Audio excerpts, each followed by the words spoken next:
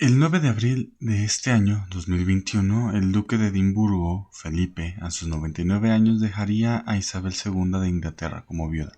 Quizás llegaste a preguntarte si Isabel II, con su cargo de reina de Reino Unido, realmente es la máxima autoridad de Reino Unido.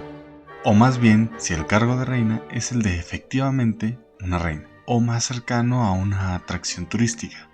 En este video veremos uno de los siglos más importantes, un siglo que hay que entender, que hay que repasar, por su importancia para entender la situación actual, situaciones políticas, avances tecnológicos y un preludio para el siglo XX. El día de hoy, el siglo XIX.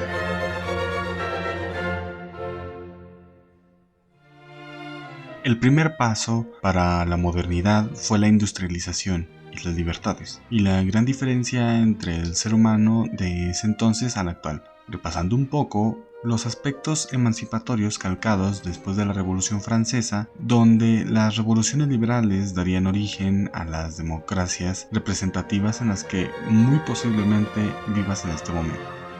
El Reino Unido estaba en su época victoriana y veríamos el auge de la revolución industrial. Sócrates decía que si una mujer se le libra de cuidar a sus hijos y se le enseña lo mismo que un hombre, es capaz de pensar como un hombre.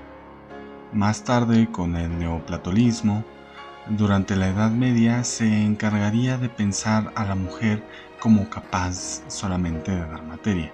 Esta era una visión más aristocrática.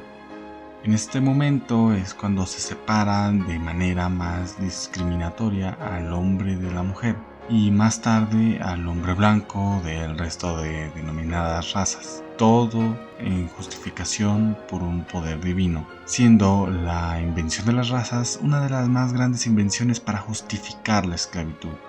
Este pensamiento duró hasta el siglo XIX y no fue hasta algunas revoluciones liberales que se buscaba la democracia. Cuando los esclavos se emancipaban, a la mujer le faltaría aún tiempo para lograr toda su libertad. En tanto, las clases sociales eran demasiado marcadas, puesto que por lo general solo existían los pobres y los ricos. Esta diferencia la veía Karl Marx palpándola en sus libros El Manifiesto Comunista y El Capital, que aunque en este siglo no se verían más que solamente intentos del comunismo como la Comuna de París, sería más tarde en el siglo XX donde veríamos el experimento más grande, la Unión Soviética. Denotan pensamientos neopositivistas, existencialistas, fenomenológicos, vitalistas, sociopolíticos y analistas. Estos tipos diversos pensamientos dieron forma a ideologías nacionalistas que dieron orígenes a diversos movimientos que unificarían e independizarían, como la unificación alemana o diferentes independencias americanas. La derivación de estos pensamientos fue también caldo de cultivo para diferentes ideologías de carácter político que en un futuro darían distintos conflictos políticos, incluidas las grandes guerras. Antes del siglo XIX, la producción de recursos era limitada. Incluso antes de la imprenta, en 1450, la gente dedicaba toda su vida en la escritura de un solo libro. La revolución más grande de este siglo no fue armada, sino industrial. Los medios de producción empezaron a ser más costosos y pesados. Comparándolo con herramientas de mano, con máquinas que ocupan el tamaño de todo un salón, con los costos de estas máquinas, solo las clases más altas eran capaces de comprar la fabricación de estas, trayendo el poder a manos burguesas.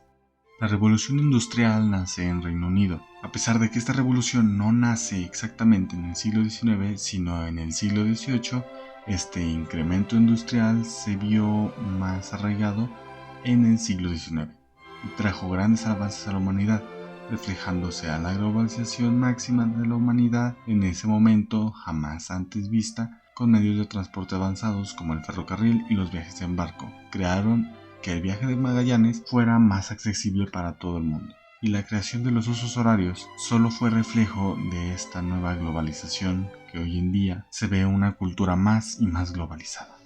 Los cambios económicos se notaron en primera instancia, transformando las clases sociales al crear una clase económica para el proletariado. La demografía haciendo que los centros urbanos sean más grandes, y las mentalidades se inclinaron hacia el pensamiento del trabajador.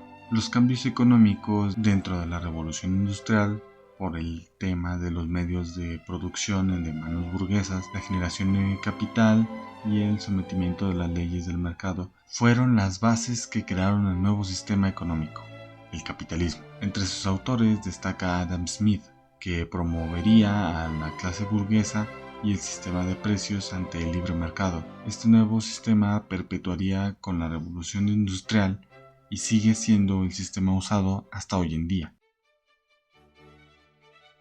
La mayor parte de las revoluciones liberales que se dieron durante este siglo fueron contra la esclavitud. Póngase como ejemplo las independencias de América, que se dieron durante este siglo, formando estados nuevos que por lo general desde su creación ya tenían abolida la esclavitud. Entre ellos destaca grandes revoluciones que hubieron dentro de estos nuevos países que buscaban nuevas leyes, desde el caso de México con las leyes de reforma. Mientras tanto, en Estados Unidos, quienes ya habían quitado más de la mitad del territorio a un país más nuevo que ellos, se dio la Guerra de Secesión de los Estados Unidos, que dividió al país en dos estados distintos. La importancia de esta guerra vendría por el hecho de que estos dos estados se separaron, fue por el hecho de que Estados Unidos quería abolir la esclavitud y los Estados Confederados no. La victoria de los Estados Unidos a manos de Abraham Lincoln habría abolido la esclavitud en todo el país, pero el racismo, machismo y xenofobia aún seguían impregnadas en la sociedad estadounidense, en especial en el sur, y que aún siguen presentes. Mientras tanto, en Reino Unido, al cambiar de ser una monarquía absoluta a más ser un parlamento, haciendo que Reino Unido las revoluciones liberales fueran menores, y la coronación de la reina Victoria trajo solo más amor hacia la reina por su admiración. Más tarde, la creación de muchísimas diversas colonias en todo el mundo hicieron de Reino Unido el imperio más extenso en la historia de la humanidad. A pesar de que en muchos países de Europa las libertades ya se veían venir mejor, a simple vista no era así. La conferencia de Berlín fue una conferencia entre las potencias europeas para dividirse y repartirse el continente africano entre ellos. El liberalismo no pudo detener al imperialismo. Sería la lucha contra los imperios lo que detonaría más tarde en la Primera Guerra Mundial. En conclusión, la importancia de la historia se refleja en esta actualidad, sucesos históricos en la tecnología o política actual. Los sistemas actuales se ven planteados en este siglo. Los aportes científicos, el modo de pensamiento y lo ya repasado en este video. Conocer la historia sirve más para comprender nuestra actualidad, tanto como para reparar las acciones que aún repercuten. Conocerla igual nos ayuda a no caer en los mismos errores del pasado. Esto solo demuestra que la historia es creada por la gente.